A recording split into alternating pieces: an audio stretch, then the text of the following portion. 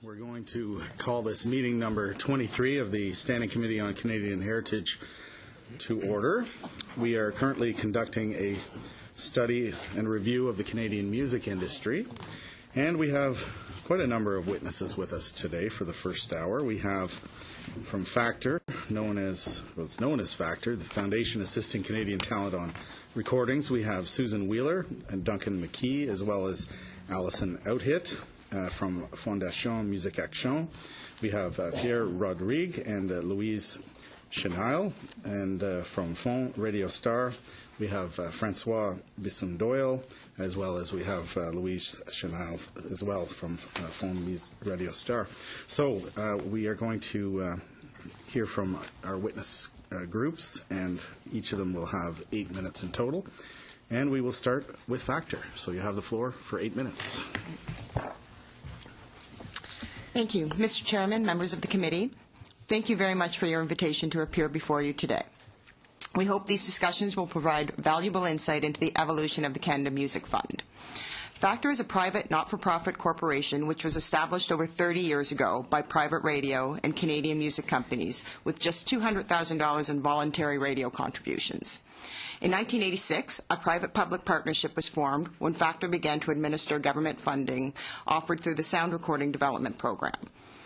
In the most recent year on record, Factor received $8.4 million from the Government of Canada through the Canada Music Fund and $11.1 million from private radio broadcasters through their Canadian content development contributions mandated by the CRTC. This makes private radio the majority funding partner in Factor. This revenue model allows us to supplement Canada Music Fund programs with funding from private radio and to develop independent programs financed entirely by the private radio sector. In 2012-2013, we committed close to $17 million through our various programs, supporting almost 2,000 funding requests. Through Factor-administered government and radio support since 1982, Canadian companies and artists have been remarkably successful, both domestically and abroad. Companies like Network, Maple Music, Arts and Crafts, Paperbag, Secret City, and Just in Time are most notable, as is 604 Records, which recorded the Carly Rae Jepsen's hit Call Me Maybe, which achieved over 10 million downloads worldwide in 2012. This year, Factor supported 6 Juno-winning albums, and in 2014, Factor-supported album Throw a Penny in the Wishing Well by Jennifer Kasoy won the first Grammy ever for Canadian children's recording. We are extremely proud of these accomplishments and the role Factor has played in supporting these sound recordings. Notwithstanding these successes and in the face of the profound changes confronting the music industry, Factor has completely overhauled its programs and systems. We began with consultations with Canadian Heritage and the music industry in 2012 and launched the new system in the spring of 2013. In our new system, we ask music company applicants to submit revenue reports based on their exploitation of master rights to recordings. This includes revenues from all sound recording sales, including digital sales and placements in ads, TV, and film. We then rank companies based on that revenue and fund them according to their national standing. This has replaced rankings based entirely on the physical sale of CDs. For artists, we created a national ranking based on an aggregate score and 17 separate measures of achievement. An artist's ranking on this scale determines their eligibility. This inclusive approach attempts to reflect how today's artists build their audiences and careers and position themselves for commercial success. Included in this assessment are live performance dates, completed and booked, their social media success, press notices, placement in ads, films and TV, the strength of their marketing team, and sales of recordings in all forms. Companies and artists then apply through our programs for support. Factor plays a critical role providing early-stage financial assistance to Canadian artists and music companies. Factor operates on a merit system where applications are judged by a national network of juries composed of over 1,000 music industry professionals. In our demo program, we provide grants of $1,500 to record a single or demo track that can be used by artists to help promote themselves and professionalize their work. Any artist can apply to this program, provided they submit the requisite materials to our juries. In 2012-13, we funded 215 such projects. In the past year, some 279 have received financing under this program, a 30% increase. At the next level, our full-length juried sound recording programs allow many first-time applicants who wish to create a full-length recording to compete for support in a program which is also juried. Once approved, artists or their representative companies can access additional marketing, showcase, touring, and video funding.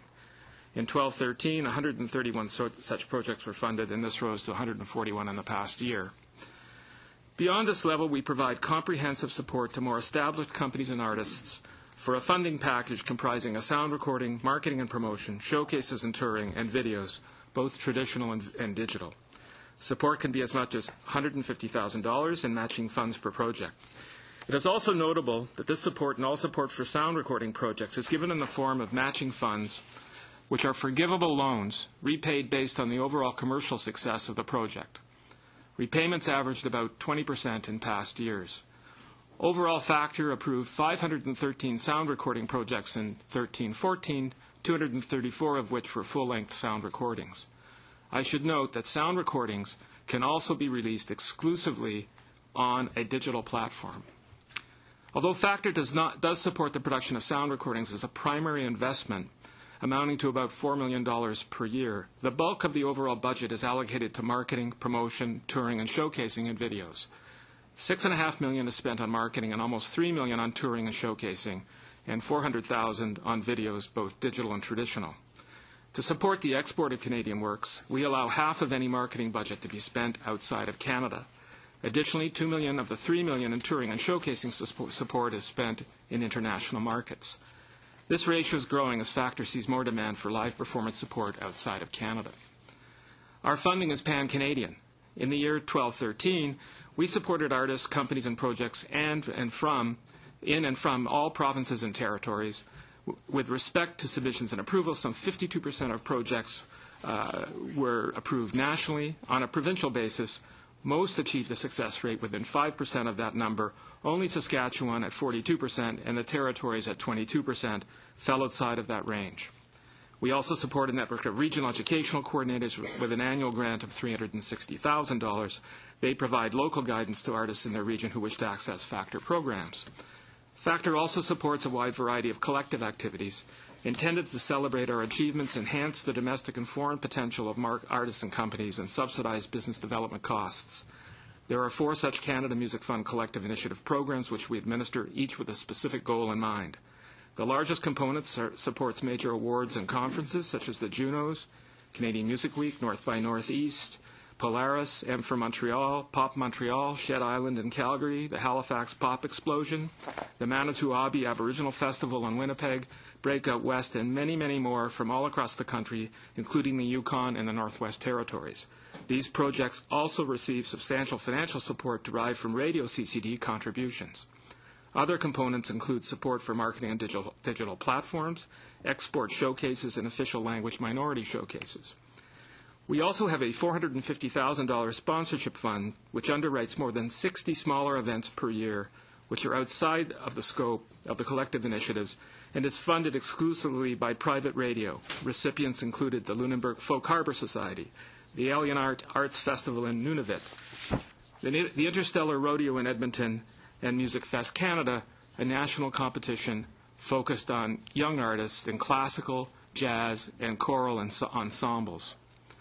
Factor staff continues to work with our federal government partners to improve our programs and services. Today, wherever an artist lives in Canada, we have a program available to them to help them at each stage of their career. Ultimately, we are in the business of helping the industry do what they do best: create, market, and export great Canadian music. Canadian music is one of the greatest national exports and a huge source of pride for all Canadians from coast to coast to coast. We are very honored to be entrusted with such an important role in ensuring this impressive legacy continues for many years to come, and we welcome your questions. All right, thank you very much. And we'll now move to Fondation Musique Action. Vous avez 8 minutes. You have 8 minutes. Thank you very much for inviting us this morning. Louise Genet, who is with me this morning, is our Chief Executive Officer. Pierre Rodrigue, Chairman and Head of the Board of Directors. As you know, Fondation Musicale is a management program that is intended to help develop the independent Canadian industry in Francophone music. And we have the Fonds Radio Star, but my presentation today will be dealing with what is directly dealt with by the Department of Heritage. Before going over the 5 principal mandates of the Fondation, I would like to deal with the structure and governance in our agency. First of all, the public-private partnership of the foundation. The Department of Canadian Heritage contributes some $6 million annually for the management and has done so since 2002. Nouvelle Œuvre Musicale, Initiative Collective, all have benefited from this. Second element, the role of our Board of Directors. The Board of Directors is made up of broadcasters, music industry representatives like ADISC, but also other elements that make us somewhat different from Factor. Concretely, the expertise that is brought together by these different representatives of the musical sector is of great benefit to us, particularly in the framework of the continuing program review. We are very aware of the processes that are involved to have the applications accepted. Third, the policy of visibility for the foundation. Musique Action has a policy that is very detailed with respect to the obligations of reproducing word symbol, the Canada word symbol mark, and also the recognition for Heritage Canada. Fourth, the funding per project. We have different projects and programs, but the funding is on a one-off basis per project, and there's no overall business funding. Now, the 5 principal underlying mandates. First of all, the new musical work that it takes the form of a mission that deals with the production and marketing of an album. We deal with access for the intermediary entrepreneurs, as well as what they can bring to the table. The 2 ways of approaching the issue guarantees access for everyone, but also it provides quality musical projects. On these 2 programs, we produce some 110 albums under 15 title productions a year, and we have 385 artists and composers who are involved in this. This mandate is essentially supported by the Program for National Marketing, which provides for the marketing and the promotion of sound recordings, image production, and scenic activities.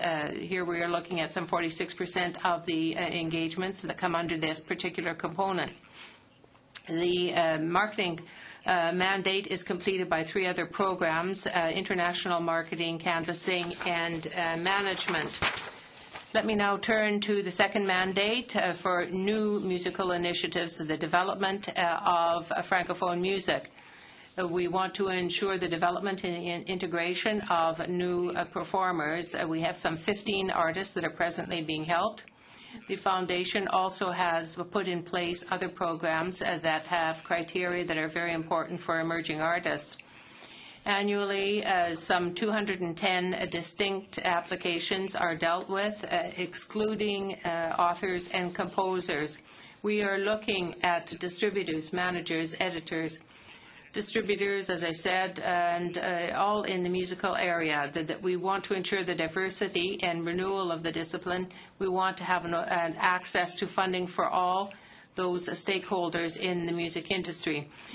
Some results will give you an idea of the difficulties that we faced in 4 years. 20 supported projects were certified, and 200 prizes awards were given out to various artists. In 2013, some 20 albums for Canadian music artists, francophones of course, were sold, and 11 were supported by us. Every dollar invested by Musique Action, because of the Canada Music Fund, has generated some $14 in revenue over the last 3. Now, for the last 3 mandates, that reinforce what we have been doing through the department. First of all, support for the Francophone communities in minority situations. In 2008, Heritage Canada gave to Musique Action the management of a program called Vitrine Musicale for stimulating programming by Francophone artists who are in a minority situation. Some 70 artists were supported, some 200 national opportunities were gained, and some 50 national tours took place, and more than 250 artistes. Citons Damien Robitaille. International presentations were made, including Damien Robitaille from Ontario, Radio, and Lisa Leblanc from Acadia.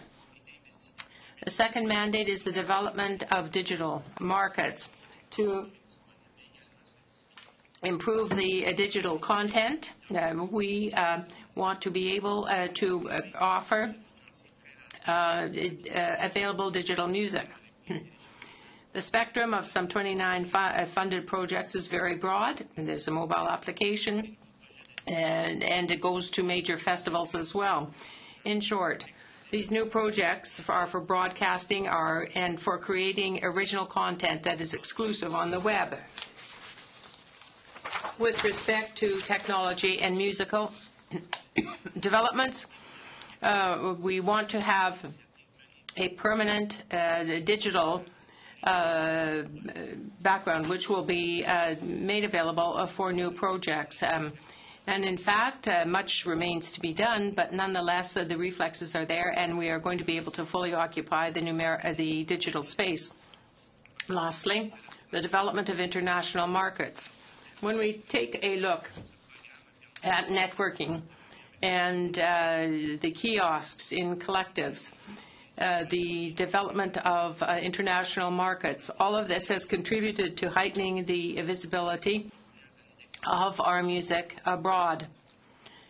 There have been 196 showcases that have been presented in 29 different events, principally abroad. The results of the programming has meant that there has been a huge upswing in the promotion of Canadian music in Europe. Now, let me get back to what we want to see done.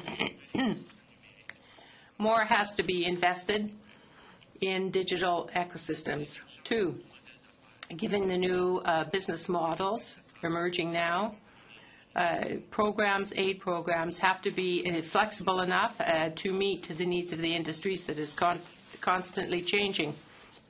Three, with the borders opening, markets are becoming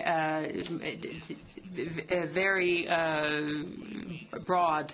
And finally, the challenge remains the same, that we have to ensure the place of artists and the music in digital music. Thank you. For Radio Star, you have the floor now. Members of the committee, I am François Bisson from the Board of Directors of Radio Star, and I am also the director of the Spectra team. Before giving you some background on the Fonds Radio Star and its goals and results, I want to thank you for inviting us here. In 2001, the fund was founded. It is a not-for-profit organization, and it was through the application of the 1998 policy concerning broadcasting under the CRTC. And this policy provides for the financial contribution of 3% of the value of transactions based on business acquisitions in radio. In 2001, and even before the first acquisition of a digital station was achieved, since its creation, this has become the designated body for Musique Action. Fonds Radio Star therefore benefits from qualified expertise and we can accomplish our mandate. And given this, the marketing of music through the fund, we want to ensure the complementarity and the true possibility of achieving through the program. But we do not want to have any duplication of expenditures. So that is how the fund will be able to reach its goals of marketing and other funds. Access to funding. It is very important for recent albums that have appeared on the market, where in the case of a new record business that has been recognized in developing new artists. Over 2007-2008, there has been a threshold of sales that has been set under the music category, and the number of albums in terms of the artist that is being developed. There's a simple criterion, which is this. We want to have some 90% success. This allows us a flexibility, this criterion of the 99% underlying change allows us to meet the investment at the most timely moment and to work under the best conditions. Very often the return is less for the first album than for the others. On average, since 2007-2008, 65% of the projects funded have been linked to artists who have at least 2 albums under their belt. You can see briefly that up to August 2013, Radio Star Fund has supported the second phases of marketing for 544 albums involving 371 different artists and 9 projects that were artist collectives. More recently, we are looking at some 200 albums that have been supported between 2008 to 2012 that generated sales of some $2.8 million. 22 received certification, 10 went platinum, others gold. Beyond the albums and the artists, the foundation has over 12 years supported directly the activities of 145 different businesses, 121 record houses, 24 producers, and so on.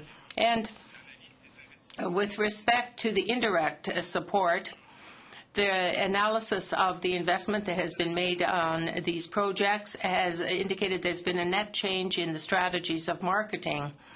Without moving away from the so-called traditional ways of so doing in music, we now have to become more aware of the web space, the projection of and the promotion of the web, and so on, particularly in live productions. So over 3 years, 55% of investments have been directed towards this type of thing. To maintain the relevancy of its interventions, Le Fonds has had to make continuous adjustment in terms of its programming parameters.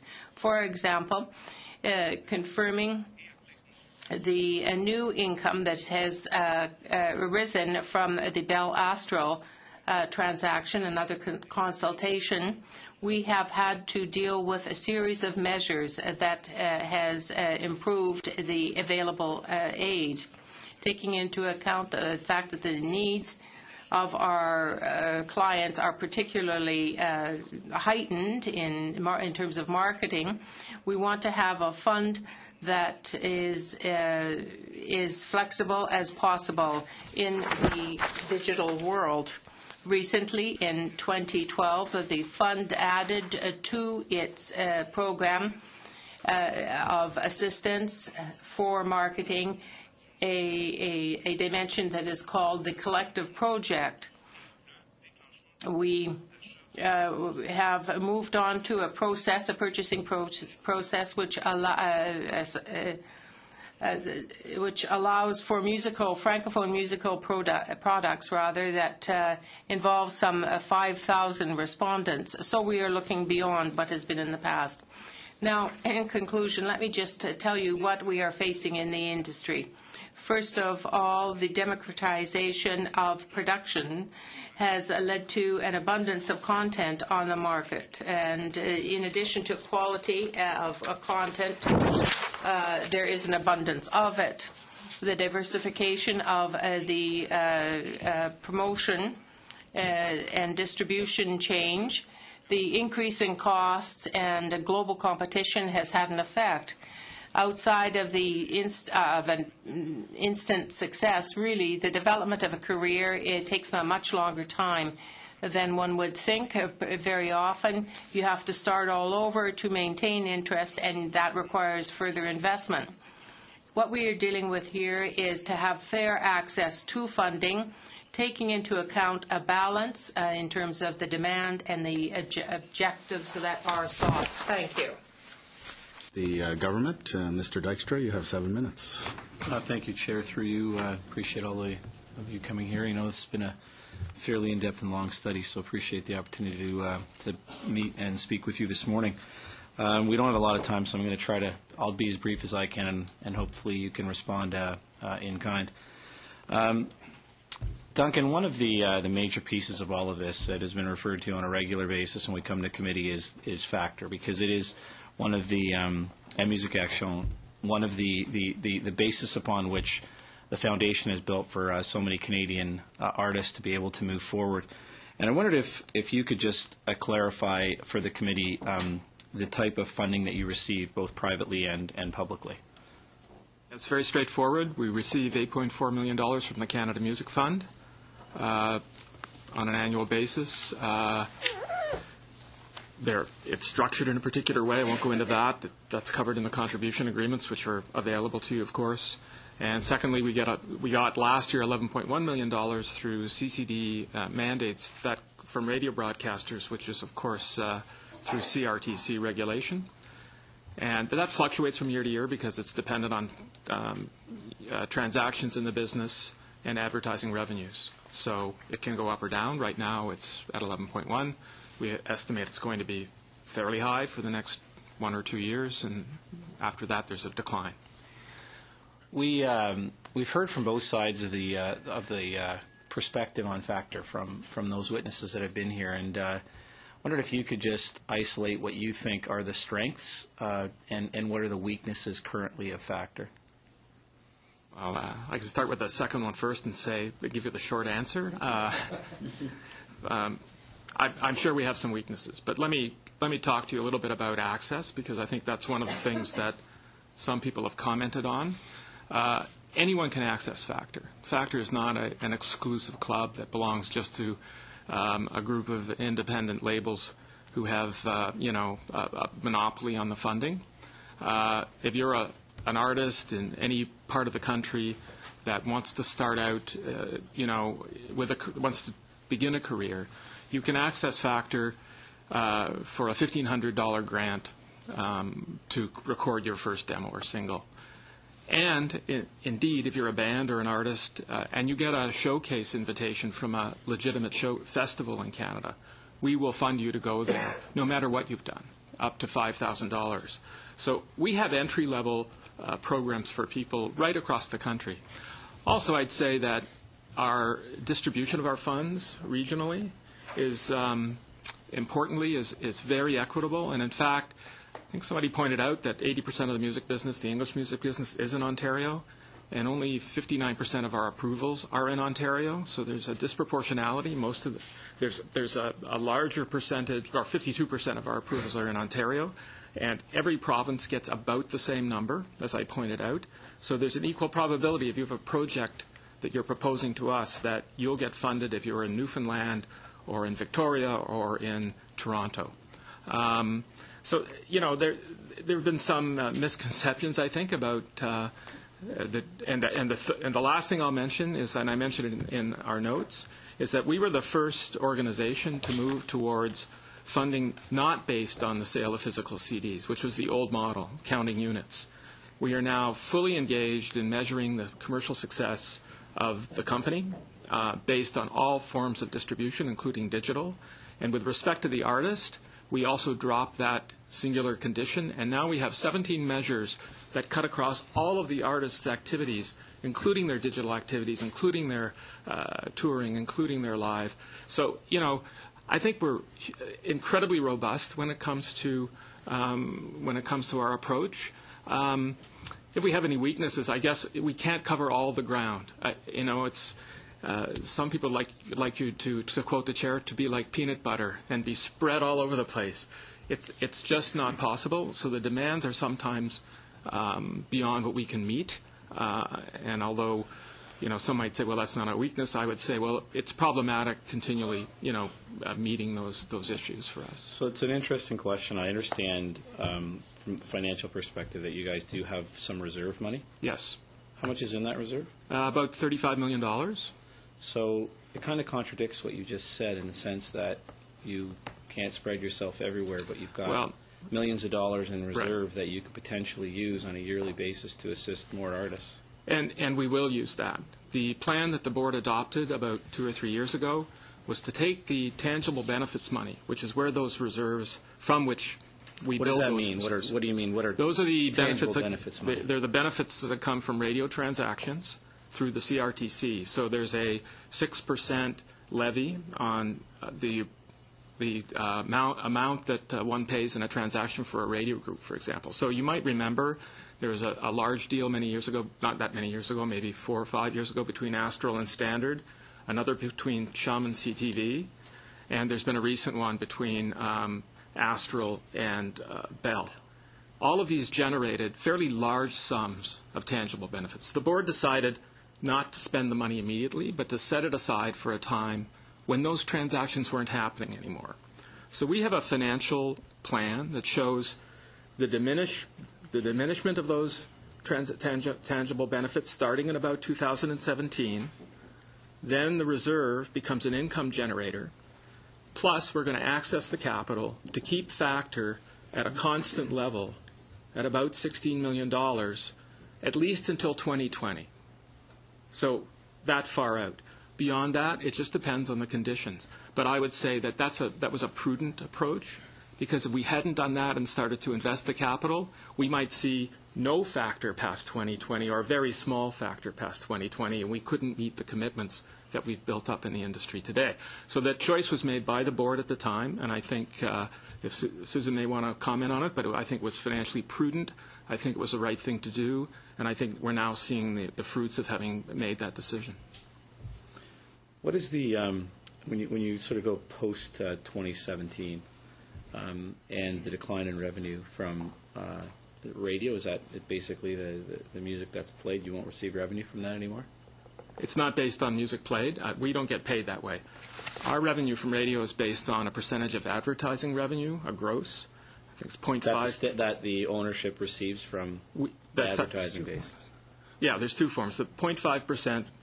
There's a 0.5% levy on gross revenues that go to radio stations every year, and that's accounted for by the stations and their groups, and we receive a check. Then there's a second form, which I alluded to, which is the 6% on transactions. So that's not related in any way to their play of music. It's an obligation of the CRTC for them to contribute to the development of Canadian content. So your view is that there won't be as many transactions, therefore there won't be. Well, almost everything's been sold or bought recently. Thank so, you. We're going to have to move to Monsieur Nantel pour 7 minutes. D'abord, merci à tous. First of all, I'd like to thank the witnesses for being here today. I'm happy that Mr. Dykstra asked his question and it's been answered, because there were transactions like recently with Bell. We don't have 1,100 of them every day when you see this type of manna falling out of the blue. Let me say I'm happy to see you all, because I don't want you to have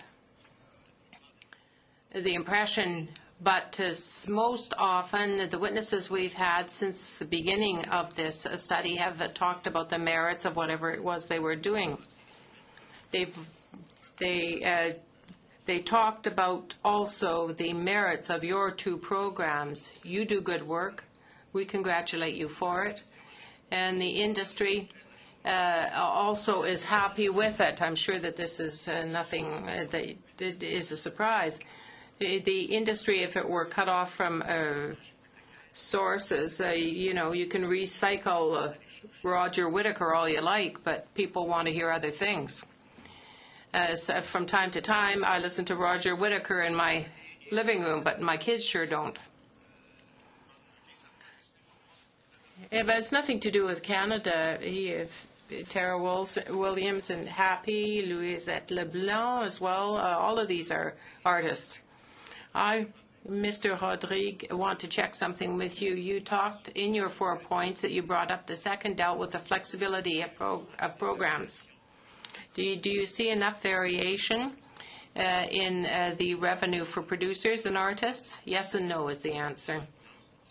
You are allowing me to bring out a fundamental difference with respect to the long-term existence of the organization. Duncan talked about the 3 major transactions that have occurred in Canada, but Standard didn't deal with any Francophone station. Neither did Chum, nor did Bell Austral. It's 23 Francophone stations over a portfolio of several hundred other stations. So this is something that will continue in terms of tangible advantages on the very long term, while Radio Star and Musique Action don't benefit from it in the same way. It changes nothing in terms of the government investment and in terms of the proportion that is kept by Musique Action. Why am I answering in this way? When you have to face this financial reality and you see it in your future, when you see the somersaults and the unexpected occurrences that have happened over the years, you can't cast in concrete a program that will continue. We have installed a permanent review system in our programs to resist the temptation to jump on the nearest and the closest model that presents itself. That's not at all what we do. We have been in the forefront in terms of digital. We've had several pilot projects every year in terms of management or something else, new projects, and we ask ourselves what we can do on a pilot basis to craft an initiative that would meet the needs that are out there. We have not spent all our money on these things, but we have sufficiently invested in the market. When I say we have to remain flexible, we have to do so in terms of the help from Heritage, because we have to look on the long term in terms of funding.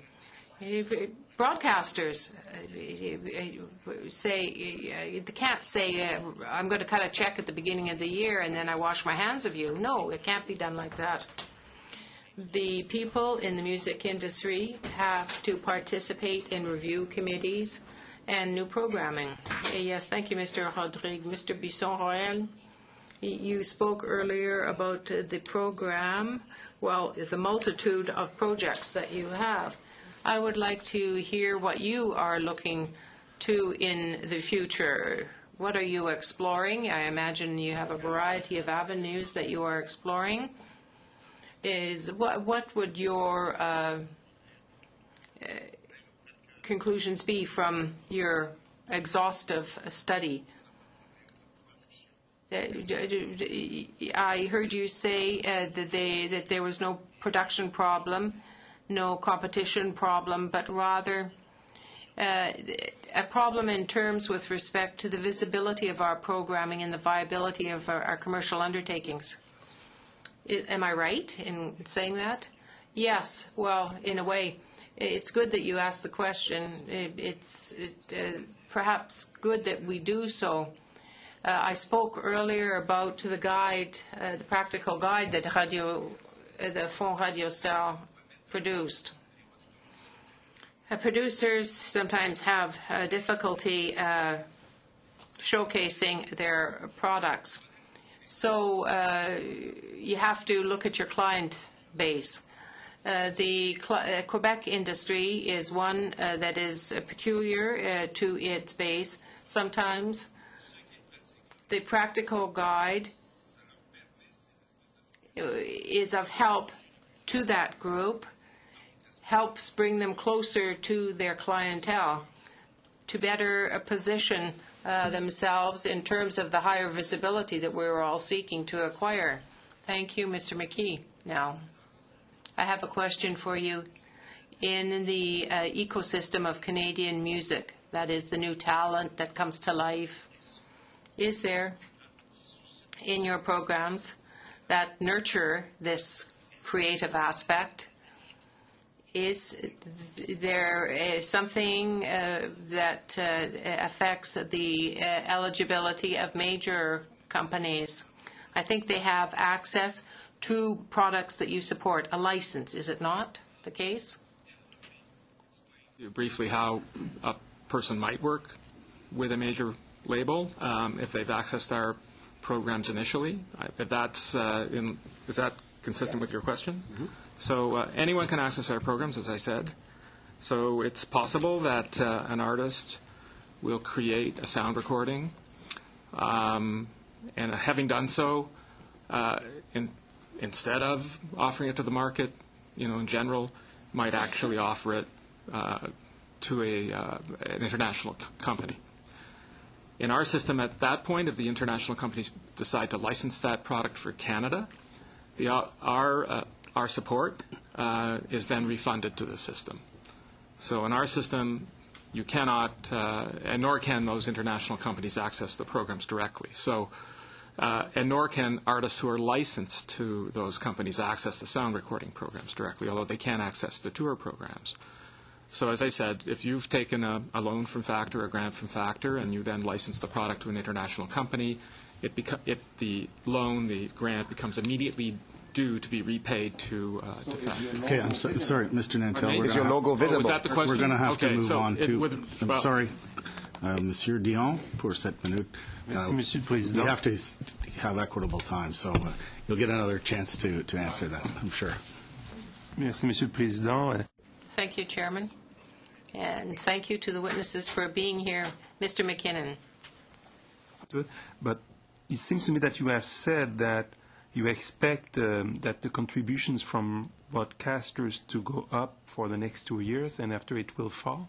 It will remain more or less stable for the next year or so because we're still under the regime of those original tangible benefits.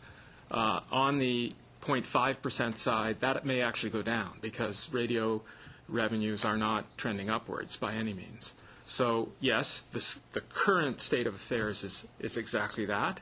And then there's a very large fall-off into 2020 where the tangible benefit component goes from about $12 million to $3 million. So it drops off for this year to about $3 million by 2020. So there is quite a substantial drop in the tangible benefits component, which is based on transactions.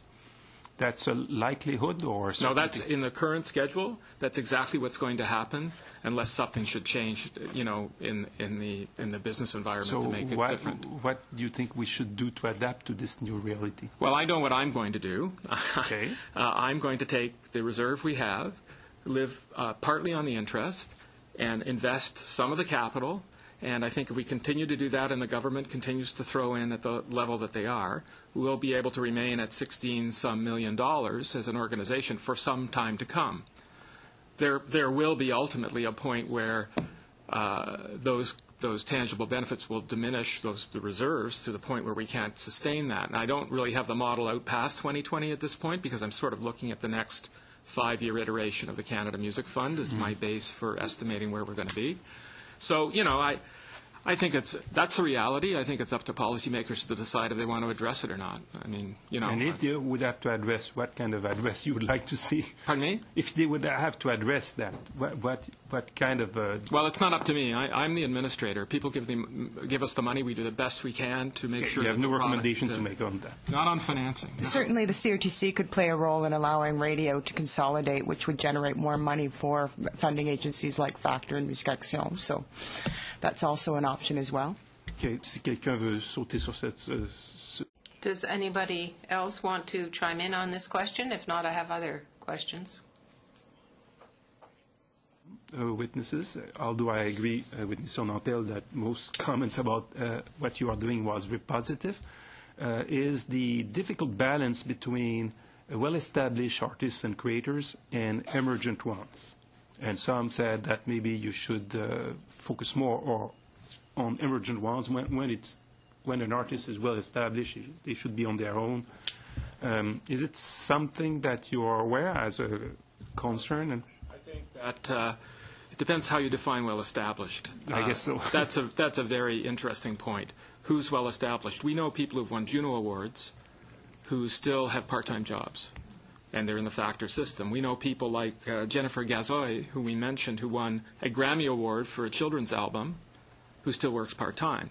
So, that's hardly well-established in the sense of a well-established doctor or lawyer or other profession. These are people who still live marginally on their music and have some opportunities to commercialize it, but are not doing it on a full-time basis. So I think, yes, we do have that balance between people who are more established and people who are less established, but I think we try to make that, we try to develop our program so each has an opportunity to benefit from the system. And remember, too, that one of our responsibilities is to provide commercial radio with records to play, to provide people with commercial opportunities, and to introduce new artists to the commercial world of the industry, not so much subsidize them to, say, learn their instruments or something like that. So we are operating in that niche.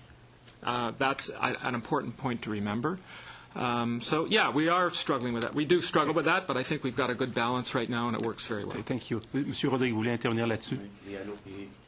Mr. Rodrigue, there will always, we have both ends of the spectrum. There will always be young artists who will not pass the filter of the juries of the industry itself. There are tens and tens, dozens and dozens of proposals that are made, but everybody can't get it. I think if you're talking about emergent artists, so if an artist has talent and ability, they will succeed. I would have said that, but now people who come to see me and say, well, so-and-so succeeded, why not me? I say, because it can't be done. Have you finished, or are you just beginning in what you are saying with your 4 recommendations? If you talked about flexibility earlier, you talked about adapting to international markets. Is there something that should be done to help out in this area? Or is it just, status quo, leave us alone, we'll manage?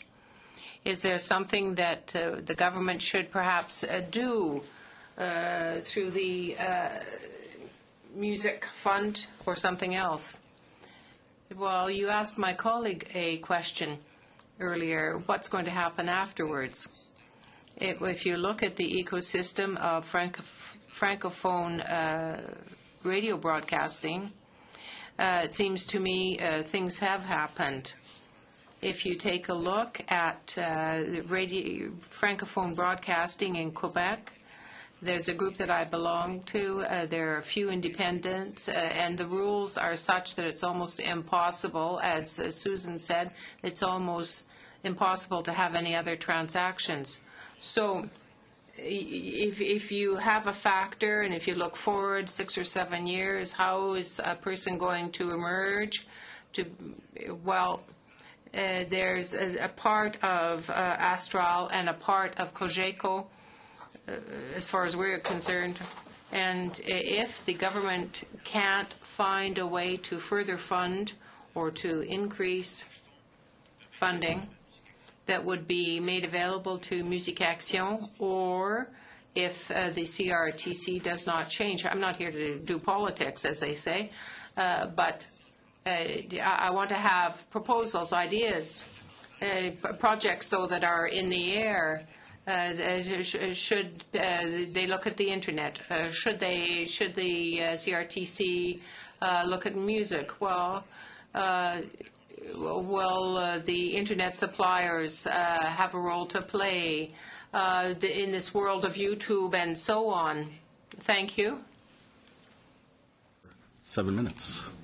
Thank you, Chair, and let me add my voice of welcome to the panel for taking time to visit with us. I'm sure you're very busy. Staying with my colleagues' questions on finance for a minute, can you explain to the group what are the advantages and disadvantages of handling over administration of the two components of the Canadian Music Fund and the third parties to the third party? What are the advantages of having us administer the fund rather than, say, having the Government of Canada administer it directly? Is that the question? I mean, it's sort of a compare and contrast question, or is that what you mean? I guess what the question is asking is the Department of Canada Heritage, our department, has assigned Music Canada and Factor to administer two components of the Canadian Music Fund. And I guess the question really is, what's the advantage of that kind of structure, and what's the disadvantage? Okay, well, the real advantage, I think, is initially we have a private-public partnership, so we don't just have public money being administered directly by a third party. Had there not been that, perhaps the department could administer it directly. It would only be government money. But in order to lever this relationship, you can combine the two. Then you have the possibility of doing more. You can take the government money and you can combine it with the money from Canadian Heritage or from the broadcasters and create larger programs, other programs, alternative programs, more support for artists, more support in the regions, sponsorship programs, things like that. Of course, the other disadvantage is we can move more quickly. We can make decisions on programs and their development and distribution of money in a matter of days or, at least a month. I think you'll admit that sometimes it takes a little longer in government to get money out the door and spent in the hands of the people who might want to use it. So those are two advantages. I think the disadvantage is, well, there's, we're out there, we're in the public, people criticize us. We serve sort of two masters. I think there's always a tension there, and we live with that, but I think we're able to manage it fairly well. I can't think of, we know there's a component of the Canada Music Fund now administered exclusively by government. You might ask some recipients of that how they're living in that world. I don't know. I think, but I think we're doing a pretty good job in the relationship we have now. Good. Francois? Yes. What do you think of that question? Advantages, disadvantages. En fait, j'irais un peu dans... I tend to agree. The word flexibility has been used a variety of times. The fact that you have that ability to help people is something that is a strength in an organization. It allows you to better understand the individual's challenges, and so yes, I think it's a good thing. Part of the whole operation is to encourage young performers to stay with their skill and develop it and move forward. What feedback do you give applicants whose funding requests have to be refused? It's kind of like, I guess, Canadian Idol. Yeah. How does that work out? But Jake Gold's not on my board, so anyway, it's a little inside joke. Well, we have a jury system, as I said, and a jury will consider each submission. It's a responsibility to give feedback on a number of dimensions. They score people on a number of dimensions and give them that straight score feedback. But in addition to which, these music professionals are asked to give the applicants specific feedback on where they thought they were weak, where they were strong, how they might improve. And this, I have to say, the system works. An anecdote I often tell people is Dan Mangan once told me, he was a well-known artist from Vancouver who won a number of Juno Awards, that he tried the system 4 times before he succeeded. But every time he was refused, he took the advice of the jury and tried to improve. In the end, he won multiple Junos. So there's a lesson there for any young artists who might not make it the first time, that if you listen to the jury and you try again, you can succeed. Right. Si Pierre, how do je you peux deal ajouter, I like the expression, the system works, because it's quite true.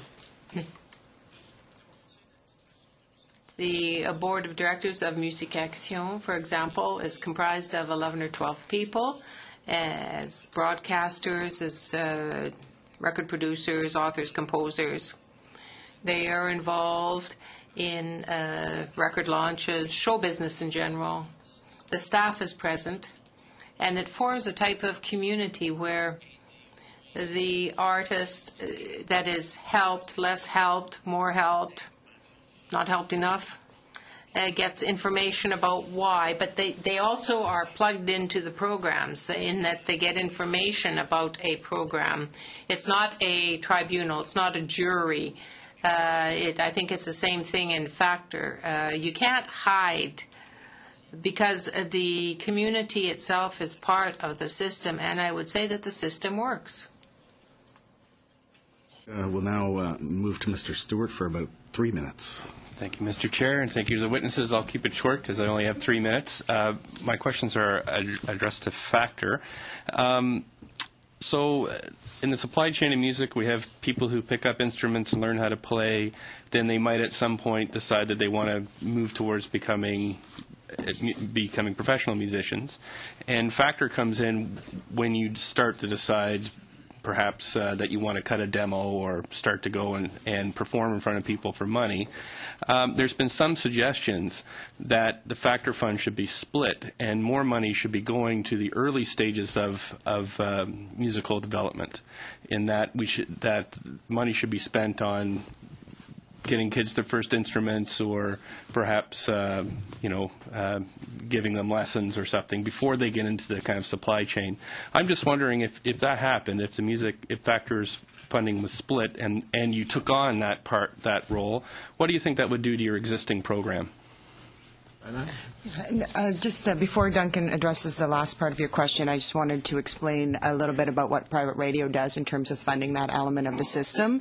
60% of our annual contributions must be directed to Factor, but the remaining portion, the 40%, is discretionary. And that money is used for a number of initiatives similar to that, primarily Music Counts, which funds musical instruments in schools. Radio broadcasters are huge supporters of that, as well as local community initiatives that really are able to be targeted in those communities that the radio broadcasters serve. So in our view, that element of the system is well covered off through that funding, and that Factor, as the professional administrator of music programming for professional musicians, is more is well suited to cover off that side of the business. Thank you.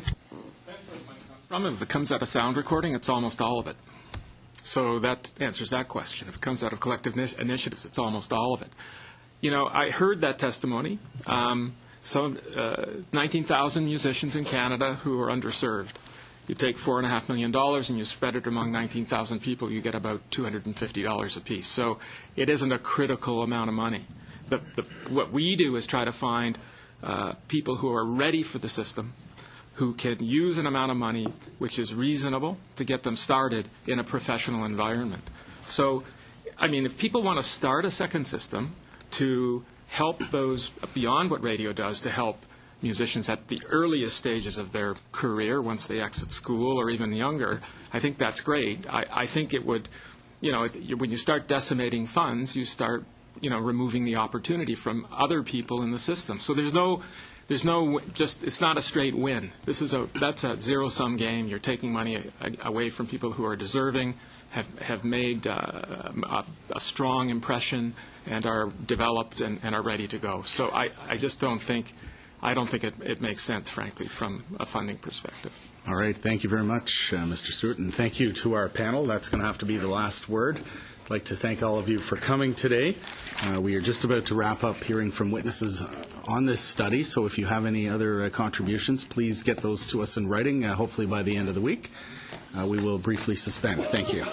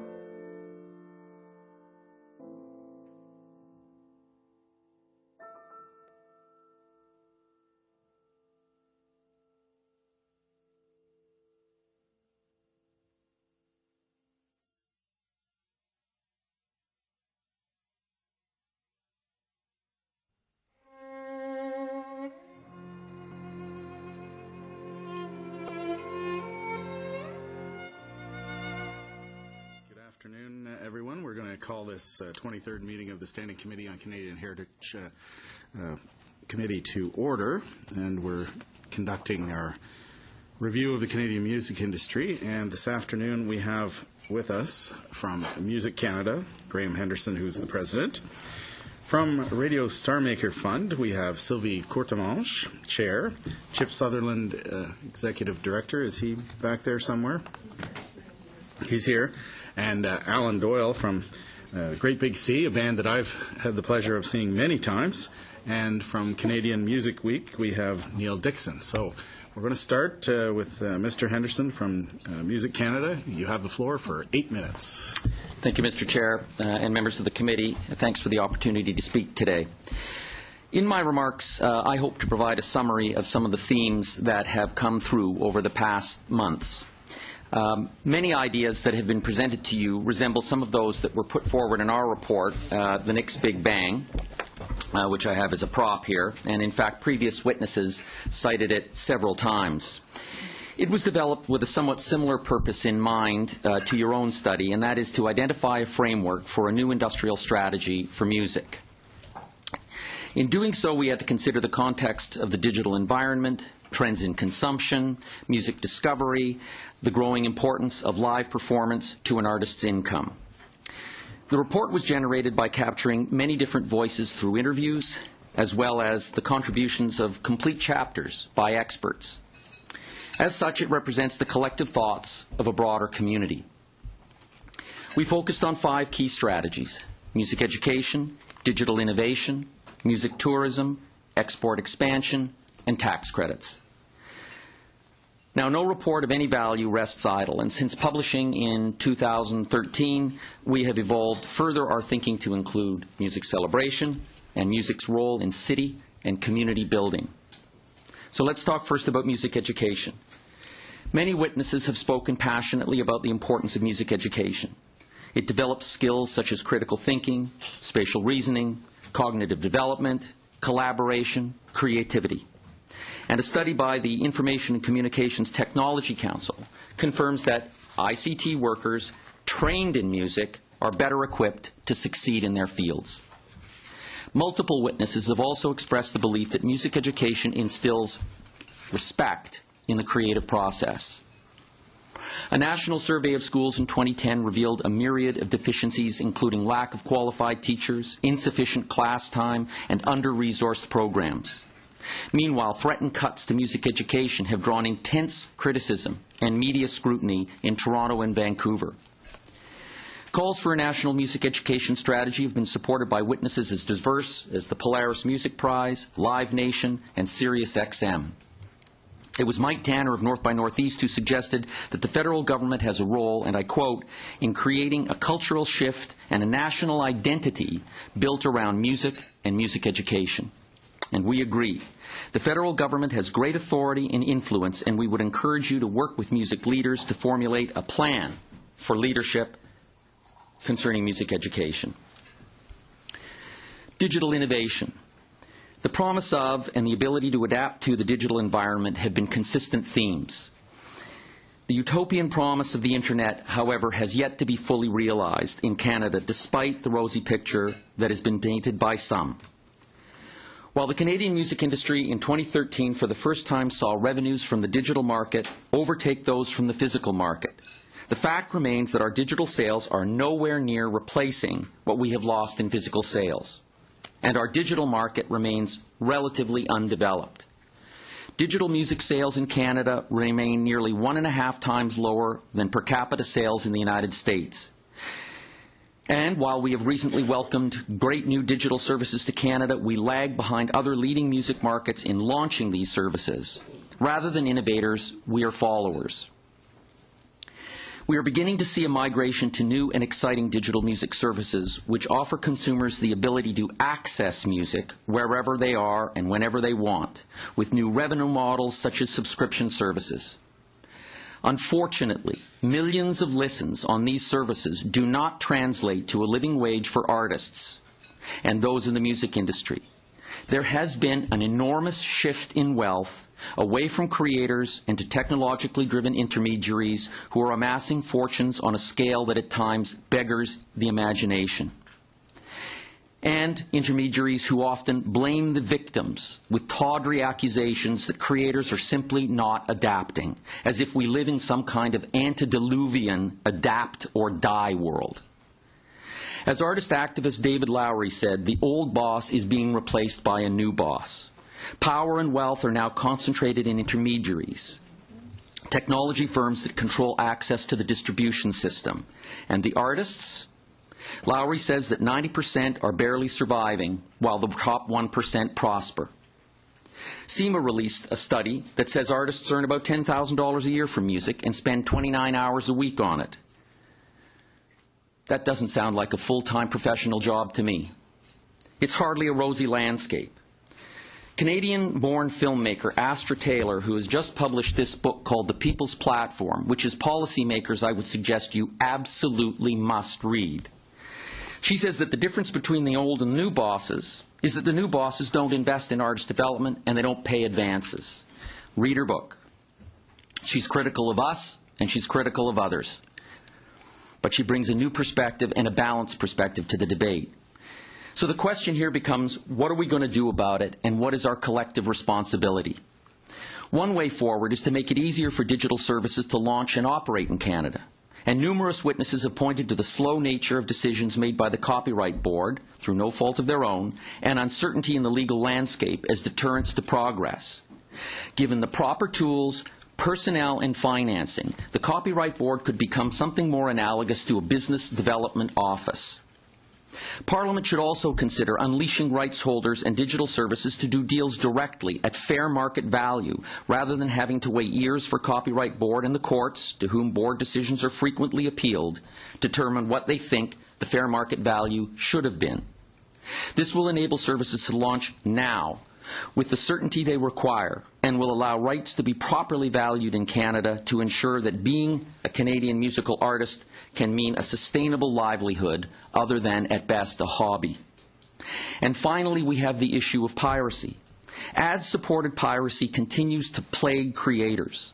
The digital landscape is littered with illegal services that do not pay artists or copyright owners, and many of them appear to be legitimate to the consumers and are aided by the likes of intermediaries and other search engines whose search results, despite their claims, continue to promote illegal links. There is an opportunity here for international cooperation. On the subject of music tourism, you've heard compelling testimony both from music presenters and tourism professionals about the power and the potential of music tourism for our country. David Goldstein of the Tourism Industry Association of Canada testified that we're slipping as an international destination, from 8th in the world to 18th. He further spoke to music as a travel motivator as, quote, one of the most compelling tourism products which spark economic growth in all regions of the country. Canadian Tourism Commission specifically identified music festivals and events as key motivators for young travelers.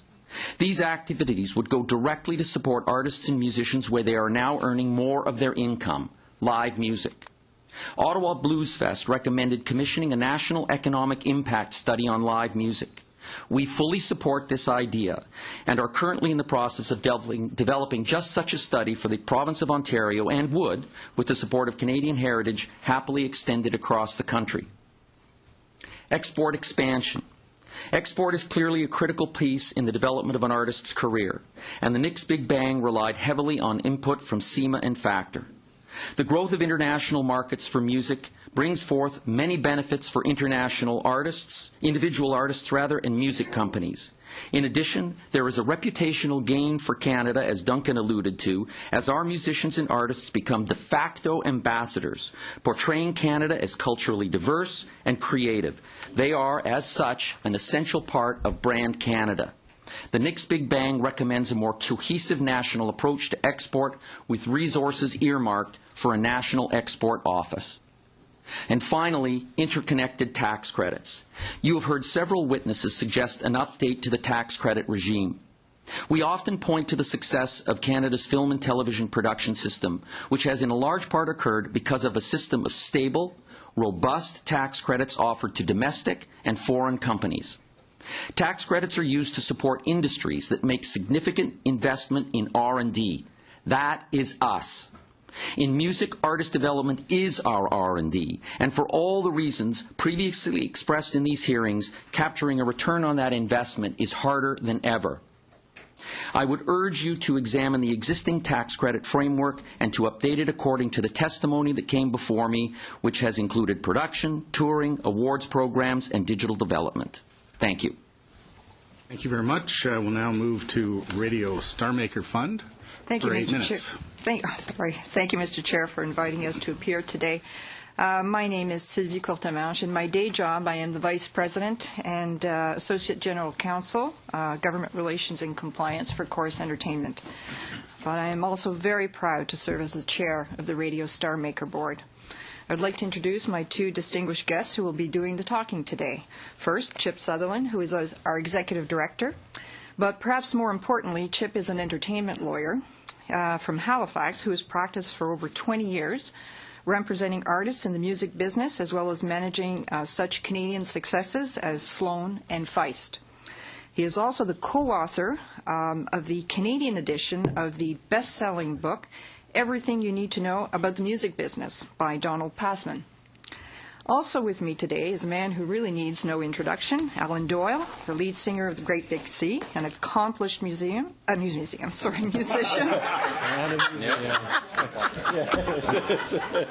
it is Canadian heritage.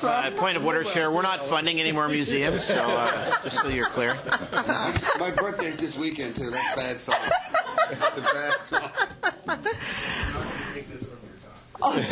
Thank you, Mr. Chair. Appreciate that. Songwriter and actor and our artist representative on the Star Maker Board. So without further delay, over to you, Chip. Thank you. Thank you, Sylvie. The Radio Star Maker Fund is the English side of the Fond Radio Star, and we started handing out money in 2001. And to some extent, we have the easy job because we are focused on the commercial sector of the business. And I was tasked with building the fund in 2001. The broadcasters came to me because I was an entertainment lawyer that exclusively represented artists.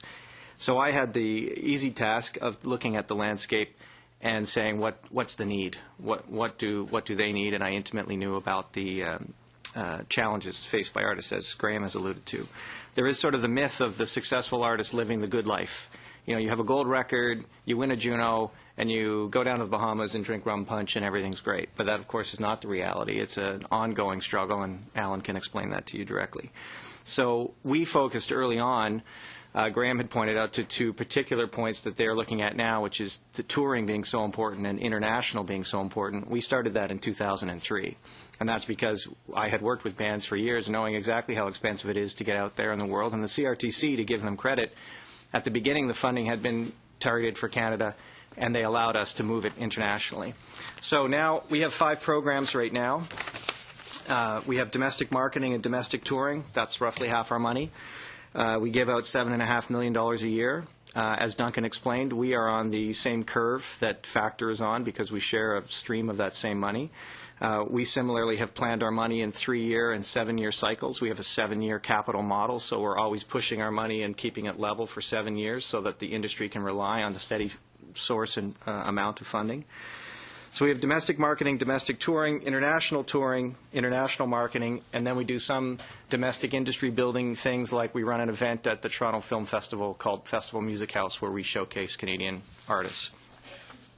The touring component in particular is almost $5 million of the $7.5 million. So you can see that from our point of view, our board is made up of 10 industry experts. We have the highest level of expertise on our board. We have someone like Alan. We have the president of Universal, Randy Lennox, president of Warner Music at one point, Steve Kane. We have high-level program directors, the broadcasters. We also have very key independent label people that sit on our board, like Rick Arboit, who is the head of Network Records. So we have very good people to make some of these decisions. The fact of touring for artists is important because that money goes directly to artists and it develops a business that is the artist equity. The labels do not have any involvement in the economic side of touring. That is an artist business. So we're writing checks directly to the artists for them to go and build a business. They might sell 3 records and do okay, but then they tour for 15 years. So if you take a band like Sloan that I work with, they had all their big records out in the late 90s. They're still going and touring now, playing the songs that Katie Lang famously said to them, you make 3 records and then you spend the rest of your life singing the songs on those 3 records. So that is the reality for a lot of bands, and that's how they live. I'm sorry. Sorry, Alan. Sorry, Alan. Except for your very successful solo career, which then involves more. So how do we stay relevant going forward? As I said, we're focused on marketing and touring. We don't make records. We assume by the point you have to have sales to get into the Star Maker Fund, we assume you've got records and videos taken care of. We're trying to add that extra element to give them the boost to help them sustain themselves and become internationally relevant. We try to maintain a steady input of new artists at 20%. Our average is around 21% new artists, so we're not just giving the money out to the same bands. There's new people every year, which I always find encouraging, that there's always new people breaking that ground. We manage our funding thresholds and success to make sure the sales level to get into the fund is relevant. We have a 91% approval rating of applications. So if you can get to that threshold where you're in the fund, you have a 90% chance of being approved when you come to us for money, because we're very careful how we manage all the parameters. We continue to focus on international programs. We, 2 years ago, expanded all of our available digital initiatives to allow bands more flexibility for the kinds of things that they wanted to innovate digitally so they could get funding for that. And we maintain an artist-centered approach, which means we don't judge people based on where they have their business set up. If they do it themselves, we fund them. If they're signed to Universal, we fund them. If they're signed to Network Records and Independent, we fund them, because we're more interested in the artist. And in that way, we help the industry on the side. Now, Alan, you have to push the button, too. Oh, look at that. Oh, no, someone pushed it for me. Oh, good man. Fantastic. Is it over to me? Yeah, you go ahead. Oh, thank you. Let me quickly say it's a pleasure to be here. This is not my normal gig. It's a tough-looking room, not going to lie to you. I would also like to acknowledge the good work of the interpreters and translators behind the glass, and I'm going to try to keep my Newfoundland accent down as much as I possibly can to keep it there. As an artist, it's good to be here as well, because it gives me a chance in front of the committee to say thanks to all the other groups that have spoken here today, including Factor and Graham and Neil and all the guys, because in different ways I personally or friends of mine or colleagues of mine have benefited from all these institutions over the years. In the little bit of time that we have in this little section, I would just very simply like to explain why I was drawn to the Star Maker Fund. And it's very simply because I think it kicks in a part of a musician's or an act's career that is the most risky, the most costly, and the most in need of support. I mean, you spend a decade or so building yourself up, or 5 years building yourself up to get to be perhaps nationally recognizable, and you want to take the next step. You want to take the next big thing that comes along, and that step is a massive one. To go from playing the local club to playing the bigger theater, your expense triples. If you want to go from the theater to becoming a hockey rink band, your expense and risk quadruples. If you want to go into the United States, Australia, Germany, wherever, to take that step that will get you to become an A-list international artist is the biggest risk, the biggest expense that you will have ever had in your career. And I felt it on both sides of it. You know, I remember when Great Big Sea and when we got signed to Sire Records in the late 90s in the States, and we wanted to go, and we said, great, we got signed to a label in the States. Wow, we made it. And it's like, okay, let's try to get a song on U.S. radio. And they were like, okay, well, here's how much a radio tracker costs for a week and a half. And I don't remember what it was. It was somewhere around $125,000 for a campaign to try to get a song on the radio. And this is after you've made it, when stuff gets easy. And it's right at a point sort of on another time when you can really, really start employing people long term. And if you can get to that next step, it's like then all of a sudden the guys that work, every other week for you become constantly employed.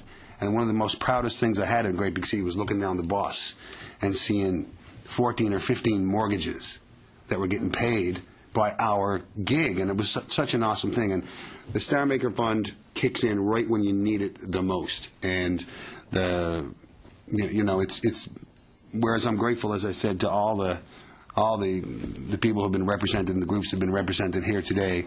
That's why I'm here, and that's why I'm grateful to get a chance to answer your questions if you have them about my experiences with it. Thank you very much. We'll now move to Neil Dixon from Canadian Music Week. You have the floor for 8 minutes. Thank you. Excuse me. Good afternoon, everyone. I'd like to thank the committee for inviting me to speak here today. I'm the president of Canadian Music Week. Now in its 32nd year, Canadian Music Week has become the largest and most influential music and media conference and festival in Canada.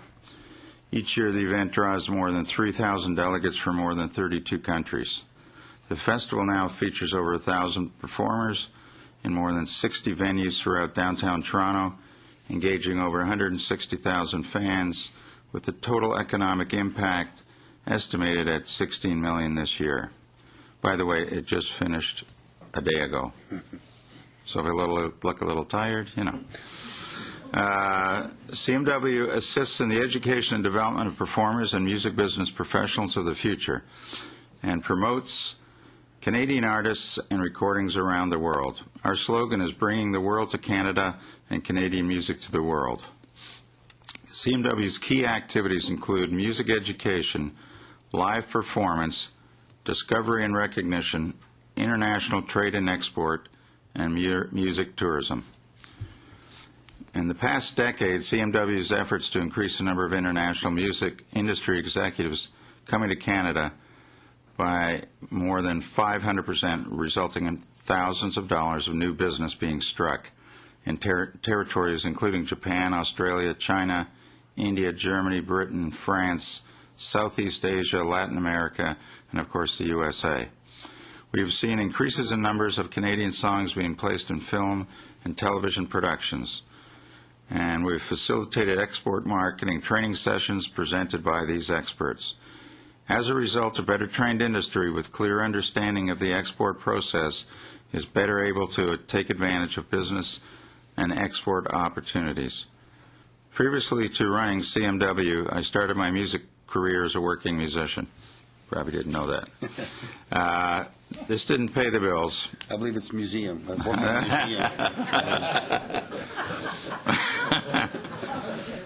You'll recognize this. It didn't pay the bills, so I used my entrepreneurial skills for the next 16 years in artist management, publishing, and owning the largest independent label of its time in the 70s called Solid Gold Records. First off, I think both Factor and Star Maker are doing a tremendous job. If there's no more money in the pipeline, then we should maintain the status quo. But there are a lot of worthwhile projects that go underfunded. So my first recommendation is more money for Factor and more money for other industry initiatives in general. I've seen a lot of changes in the business over the years, with technology having both positive and negative consequences. Unfortunately, with a poorly regulated digital economy, songwriters and composers have seen their income from reproduction, distribution, and performance of the work almost disappear. Traditional royalties have steadily declined since the year 2000. Excuse me. This has also had a profound effect on CMW as we watched labels, artists, and publishers' attendance shrink. Even the multinationals weren't immune. It forced us to think globally, and luckily we've been able to sustain ourselves during these tough times with more and more international registrations and bans. But let's get back to royalties.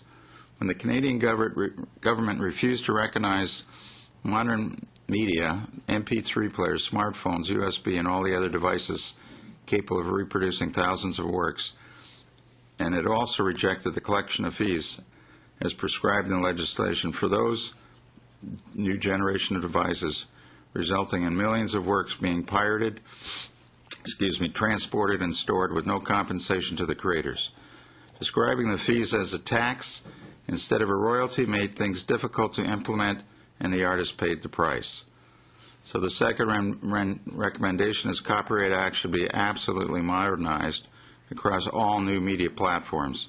It will go a long way to guaranteeing that Canadian artists continue to be fairly paid for the use of their work, and to ensure that they can make a living from their craft instead of begging for handouts. And while we're on the subject, Internet service providers should also contribute to the system. because they have a substantial revenue stream from Internet subscriptions, bandwidth sales, which are in part attributed to the public desire to download and stream songs. However, with the exception of a growing number of legitimate outlets, a large portion of music delivered by ISPs brings almost nothing to creators. It's not just the ISPs. Streaming services like YouTube enable people to listen to almost any musical work for free. Yes, they sell advertising, but much of the income never gets distributed to the rights holders. The government needs to get involved in protecting our rights on the Internet. My third recommendation is when it comes to export development. I agree with the concept of one central export office. After spending a lifetime promoting Canadian talent around the world by myself, it would be great to have some support.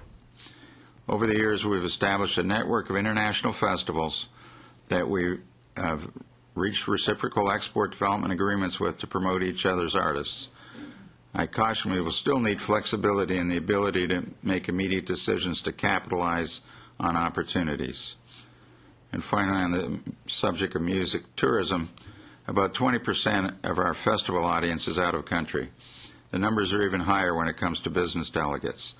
Our festival gets huge international coverage with the right support to invest in marquee talent. We have the possibility to grow into one of the premier festivals of the world. We've heard a lot about Austin and Nashville. Did I hear a ding? Is that me up? No? Oh, good. Well, I'm almost done. We've heard a lot about Austin and Nashville. I was in Germany recently as a guest of the Berlin Music Board while attending the Berlin Music Week. They gave me a little bit of their philosophy. The city had no music industry or cultural attractions after the war until the Berlin Wall came down as recently as 1989. The city was still partially in ruins and it lost many of its young inhabitants. They had a lot of catching up to do. The Berlin government decided on a two-pronged strategy of cultural and tech to stimulate business. They took into account the value of music to attract young adults and the resulting lifestyle that would encourage the right workforce and subsequently would be easy for technology industries to move their headquarters to Berlin. The plan has worked. Berlin is now a thriving metropolis and a cultural hub and is now known as the music capital of Europe. We're hoping to do that in Toronto. Thank you for your time. All right. Thank you very much. We're now going to go to the questions, and we'll go to Mr. Dykstra for 7 minutes. Thank you, Chair. Again, thanks. We say this so much, it seems like we don't mean it, but we appreciate you guys being here.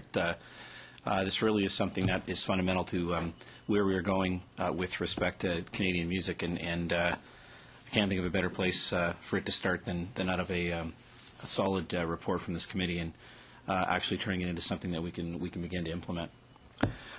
Graham, last part of what you spoke about or what you have spoken about is the Ontario Music Fund, and I wonder if you could just quickly identify how the foreign investment now works in terms of the tax credit. We've had a few people make suggestions like this that we need to move in this direction overall from a Canadian perspective.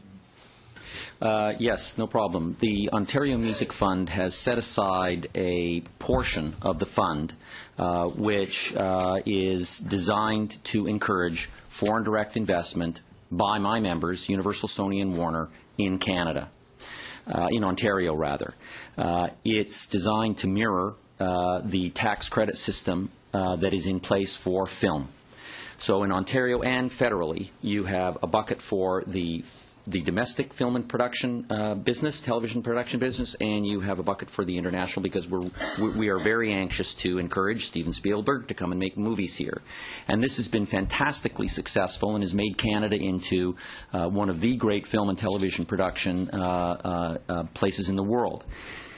That same model does not exist in music. So there are tax incentives and there are government grants that are available for the domestic industry, but there's nothing that is specifically designed to encourage my members to invest in Ontario or Canada.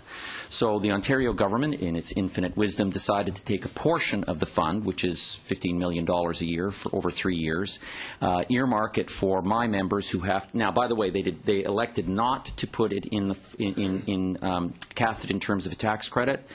Because the tax credit system is under review in Ontario because of the Drummond report, which doesn't say it couldn't be converted to it, but actually they kind of like a grant system because it has certainty up front.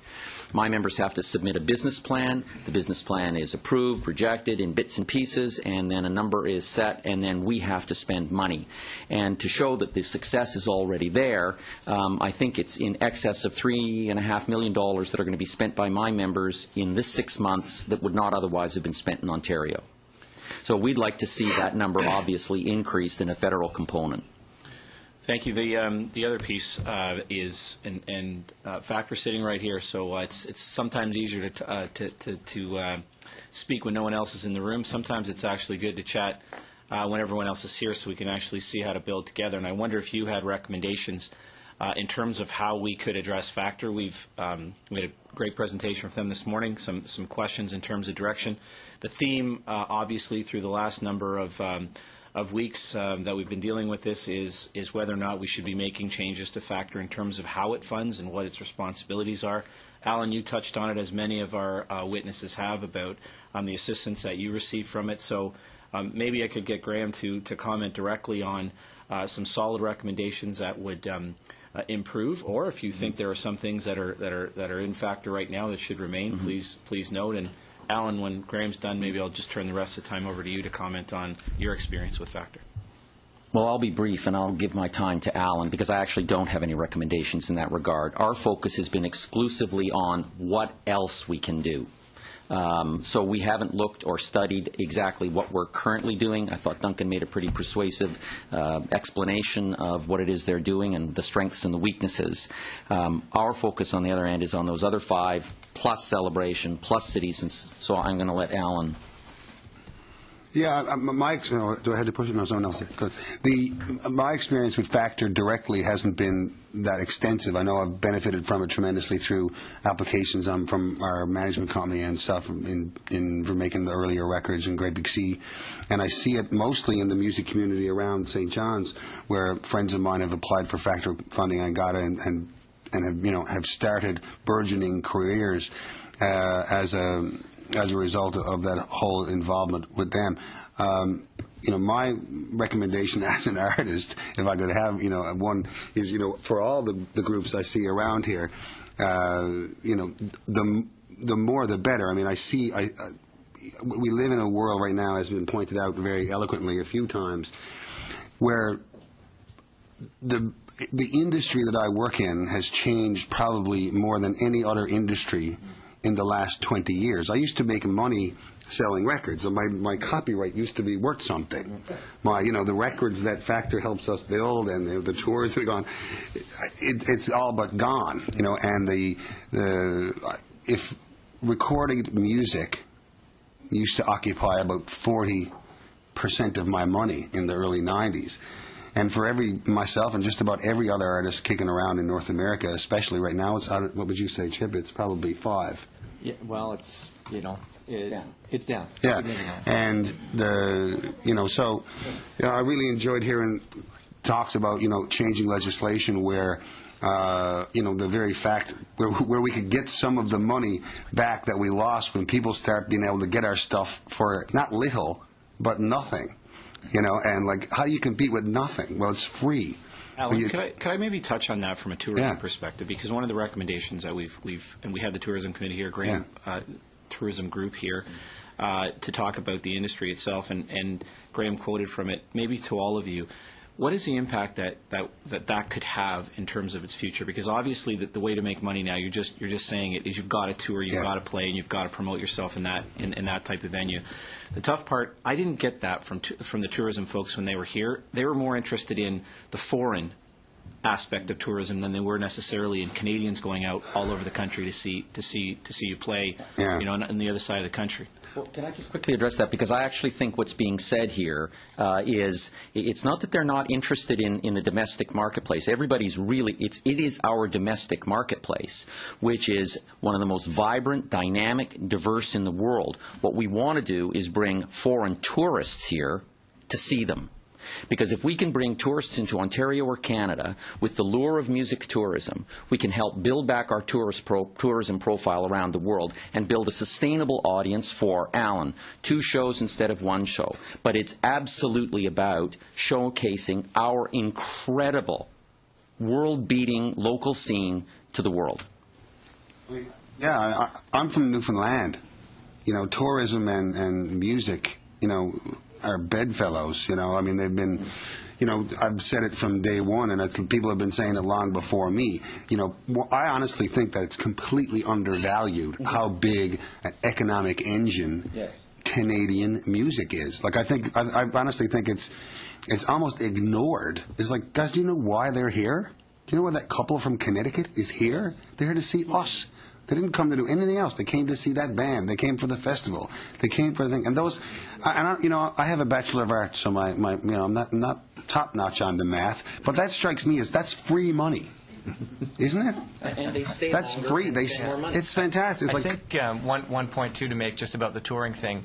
When you get to a certain level, there's only so many times people can see you play. Like a band can only play in Sudbury how many times? 11 times. You know, there is a finite amount of. If you think of your favorite bands that I know you all have, how many times have you seen them? And how many times have you seen Bruce Cockburn play, or whoever? So that's why there has to be either a new influx of people that come who are fresh bums in seats, or you've got to get out.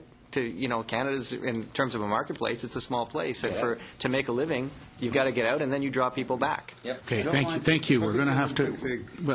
I don't want to get in trouble, though, but I'll say it very quickly. It goes the other way as well. It goes the other way. You know, I just found out, for example, that the government assisted Canada Day celebrations, that gig in Trafalgar Square, the funding for it was removed. And that was a prime way to help musical tourism for Canada. We had an amazing showcase for all the good stuff we do in the arts for people in the UK. And how many people walk around Trafalgar Square in a day? They're from all over the world to showcase Canadian talent and Canadian music. And I'd love to see that come back. It was such a brilliant way for the world to get to see us for almost no money. Okay, thank you. We're going to move to Monsieur Nantel and Mr. Stewart for 8 minutes, please. Merci, Monsieur le Président. Thank you, Chairman. I thank all of our witnesses for being here. Madame Courtemanche, thank you for the contribution that your employer continues to make. You have introduced your 2 colleagues, Mr. Sutherland, who worked with Feist, an artist that's brought a great deal forward, commercial success, and also a very specific type of artistic dimension. And when you talk about ads like a Mac or Apple using a musical. Been there for a while. I mean, like, you bring a lot to our heritage aspect. This is an heritage aspect. What you're doing. It's clearly popular music, but it's also so special, so peculiar, so close to where you're from, and that's very important. The whole thing around it, though, is that. Clearly, you've been there for 21 years, and I think you've been signed to Warner all this time. And I've been, at that time, I was working for Sony for 4 years. And what shocks me now is to see that we have a strong advocate here in Mr. Anderson's speech about we have to change the situation. We have to get involved, and I'm happy to see that these foreign companies that remain involved. When I was working for Sony, we invested in at least 10 projects that were completely local. So are you. And so the question to me is, I think that the biggest denomination we've had in all the witnesses coming here was the streaming services are the new thing. So you were saying that we shall enhance the Copyright Office to make it quicker and stuff, but what do you recommend? Because we all know that what's the share, what's the money that you get every time, the micro penny you get, is not sufficient for smaller market artists. It's the access is here. Access to music, the access models will dominate. We're going to either make this work or we're not. And if we don't make it work, then we will be doing a manifest injustice to the creator community. I mean, what my recommendation is at a top-down level is I would say this, that policymakers and our governments have put technology at the heart of their policies for about 15 years. And there was a promise that kind of went with it, and we heard it from the pundits and the professors. We heard it from everybody, including some artists. And the promise was that it would all kind of take care of itself, that there would be a promised land, wealth, a middle class, a golden age, some said, for the creator community. Well, you've been sitting here. You've been listening. Where the heck is it? We grew up in a world, all of us, where there was something called the Pareto effect. 20% of the people have 80% of the wealth. That dominated. But the 20% of the money that was left over for the 80% in music was enough to create a middle class. That middle class, ladies and gentlemen, is gone. And what the world that we're moving into, what we're seeing is an unprecedented shift of wealth away from creators to intermediaries, and our world, it looks like 1v99. That's what it looks like.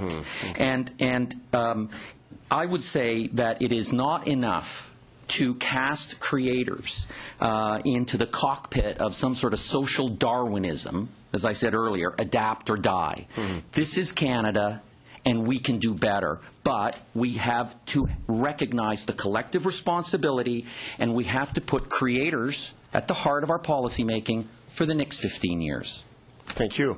That's very convincing. Thank you. Mr. Dixon, it truly is. Mr. Dixon, you did evocate the trouble with Google and giving access direct to various BitTorrents of this world.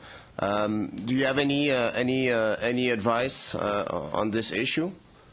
Well, I mean, it's for the labels and publishers. I don't think they have any power. I think really the only people that can help would be the government. Somebody's got to step in and enforce.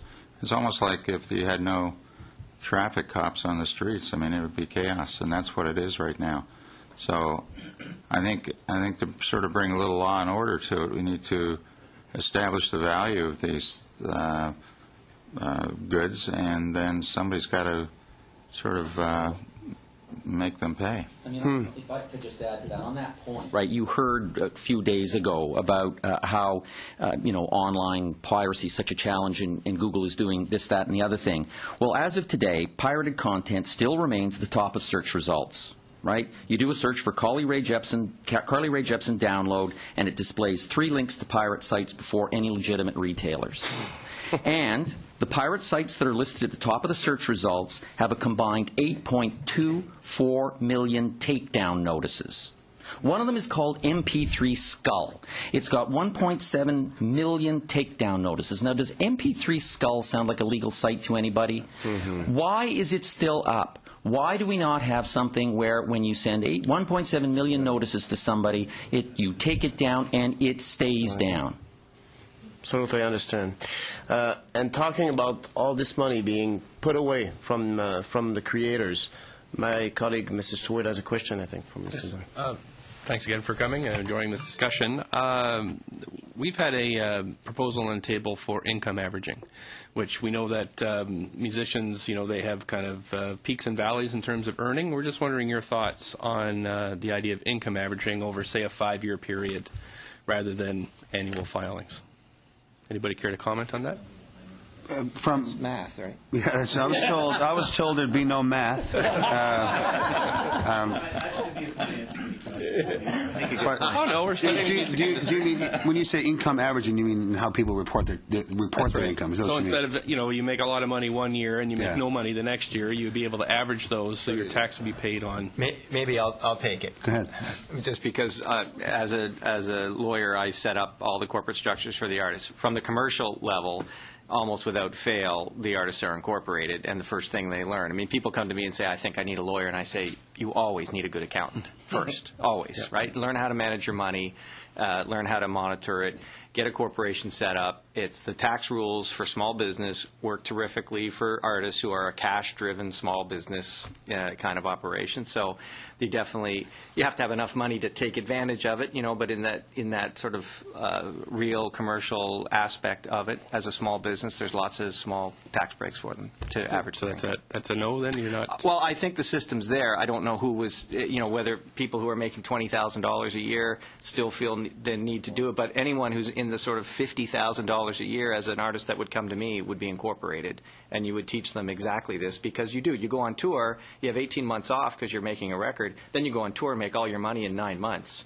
So you have to park it, and you want to have the advantages of dividend tax benefits and things like that. So I might add as well that if you're in the tax bracket that's below that, this may be prudent, maybe not be, but if you're in the tax bracket that's below that, the income average, the amount of tax you're paying, I think over the 5-year period is not, I don't think it's going to make or break you one way or the other. I don't think so. I think that's the problem now, right? It's almost solving an old world problem. This was I think you'd agree, Chip, this was a very big problem in the 70s, in the 80s, the 90s, where there would be very large advances, huge influxes of cash, and then it had to be digested in the system and a large amount of tax, and then artists stopped touring and they stopped for a year. There was a whole system that it worked, but it is an old world problem. I'm not saying that you shouldn't do it. Put it in place. It'll benefit them if there's money there. But the big issue that we've got is getting them money. Peak again? What is that? All right. Thank you very much. We're going to move to Monsieur Dion pour 7 minutes. Merci beaucoup, Monsieur le Président. Thank you, Chairman. Thank you, Madame Courtemanche. Thank you, gentlemen, for being here. I think, Mr. Anderson, you have been very good to describe the problems, but I have problems to understand your recommendations. Okay.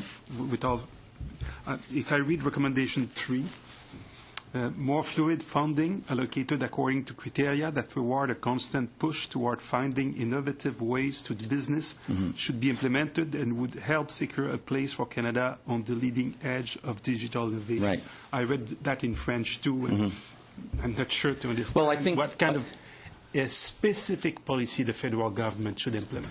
I think as far as what we're trying to suggest is that digital innovation has to be at the heart of all things music now. Whether it's an artist's career or it's a music company or even touring. And as policymakers, as funders of the process, we're suggesting that you need to be thinking about that.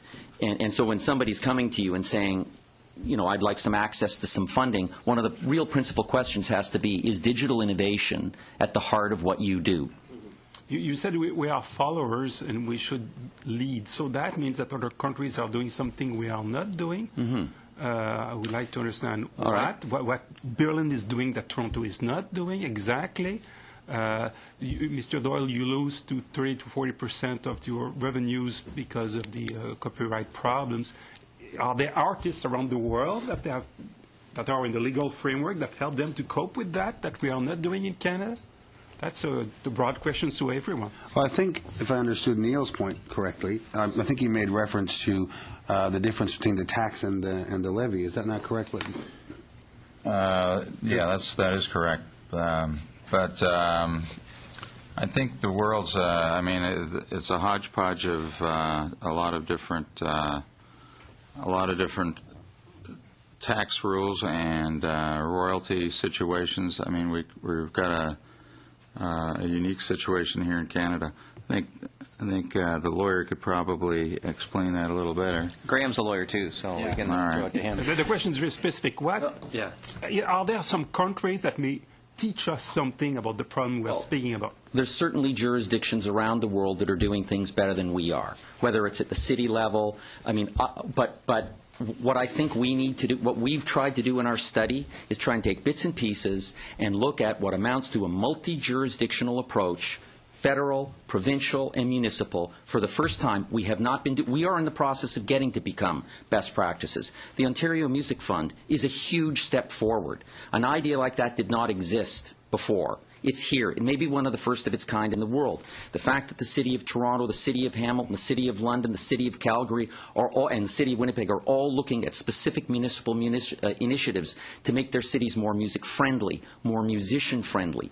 Those are things that we have to do. And federally, we have framework legislation which says what's legal and what isn't. Frankly, it obviously hasn't gone far enough because we have a huge problem, which doesn't mean we have to rip up copyright legislation and start all over again, but it does mean, right, let's look at the problem.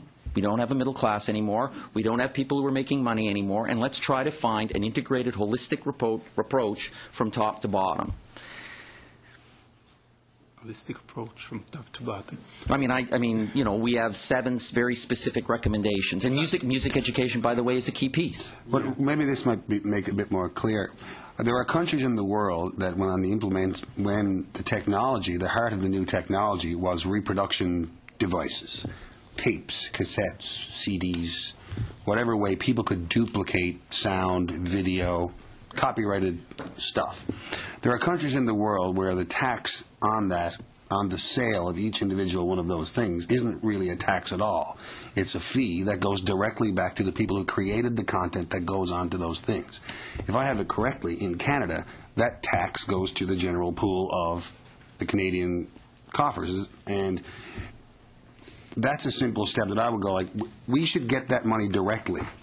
Nobody is using, in 1982, nobody was using cassette tape for anything, or 99% of the usages of cassette tapes was to copyright my songs, was to copy them, I should say. Right now, 5 years later, that was the case with burning CDs. Right now, that happens on the Internet. These, like as Graham said, the top hits for anyone who's looking for someone's song are free. And like it's the policing and the taxing and then the redistribution of the funds that come directly from it back to the people who created the content that people are copying or streaming for nothing is the specific thing that I think all of us would like to see happen. That means to reopen the Copyright Act, or there are other ways? I mean, that's one way, but I mean, the other way is to rebuild the marketplace. What we want, the access model is here, as I said before. So streaming services, that's the way people are going to consume music in the future. These services, you had Deezer here, I believe. These are fantastic services that give you access to millions of titles. The market wasn't ready for them in 2002, 2003. It's ready for them now. They cost $9.99 or $4.99. There's a variety of prices. But we have to start driving people to those services. So Google Play, wonderful service. Problem is, when you make a search for music on Google, you get illegal results and people go to what's free. So, I mean, part of a strategy is finding ways to encourage people to migrate to these incredibly good legal services, which include social media components, huge number of titles, high quality sound. It's great. Build back the marketplace. Again, are there federal policies that may help for that? Well, I mean, in England, for example, I mean, they are very aggressively pursuing ad-supported piracy. They're finding the websites it's actually the London Police Department. They're finding the websites who are getting money through PayPal or MasterCard or something, right, who have illegal, and they're going to MasterCard and PayPal and stopping them from facilitating the exchange of money between the illegal site and the consumer. That's one way to do it. Follow the money. It's a quite obvious thing. The oddity is that it's the Metropolitan London Police Department that's doing it. Another way to do it is to work with us so that we can fix the market, the way advertisements appear on digital websites. This is a huge problem. We had Ellen Seidler. She's a independent filmmaker from California whose film was pirated, and then she set about trying to go through the nightmare of takedown notices, which she's adequately presented to the world on the internet. But one of the key pieces that she kept going to websites and finding advertisements for major commercial enterprises, right above an advertisement for Russian brides, and right above an advertisement for something far, far worse. All right there.